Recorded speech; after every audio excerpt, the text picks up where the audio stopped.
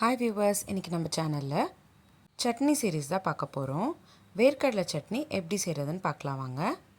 முதல்ல ஒரு கடாயில் 20 ml போல் எண்ணெய் சேர்த்துக்கிட்டு கூடவே ஒரு காஞ்ச மிளகா, 5லேருந்து 6 பல் பூண்டு, ஒரு துண்டு புளி இது எல்லாத்தையும் சேர்த்துக்கிட்டு கூடவே ஒரு பெரிய சைஸ் வெங்காயம் பொடிசாக கட் பண்ணிவிட்டு அதையும் சேர்த்துக்கோங்க.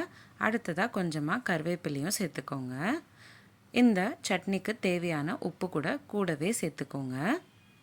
வெங்காயம் நல்லா வதங்கினக்கப்புறம் ஒரு கப் போல் வறுத்த வேர்க்கடலையை சேர்த்துக்கோங்க. 2 நிமிஷம் போல் நல்லா வதக்கிக்கிட்டக்கப்புறம் நல்லா ஆறுனக்கப்புறம் மிக்ஸி ஜாருக்கு சேர்த்துக்கோங்க. தண்ணி சேர்த்துக்கிட்டு நல்லா ஃபைன் பேஸ்ட்டாக அரைச்சிக்கோங்க. இப்போ அடுத்ததாக சட்னி நம்ம தாளிச்சிடலாம்.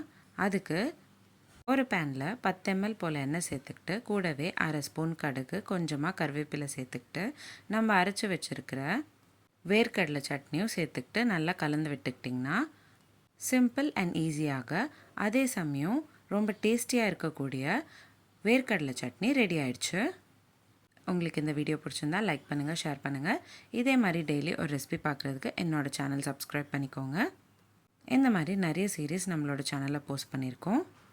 healthy pasta series, healthy breakfast series, healthy lunchbox ideas, kids lunchbox ideas, கூட்டு series, குழம்பு series, ரசம் series, healthy starter series, healthy ice cream series, healthy milkshake series, no oil no boil series, கலவை சாதம் series, தயிர் பச்சடி series, Andhra பச்சடி series.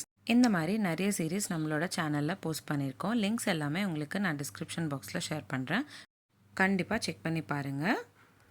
மீண்டும் சந்திப்போம் ஒரு சுவையான ரெசிபியுடன். Thank you.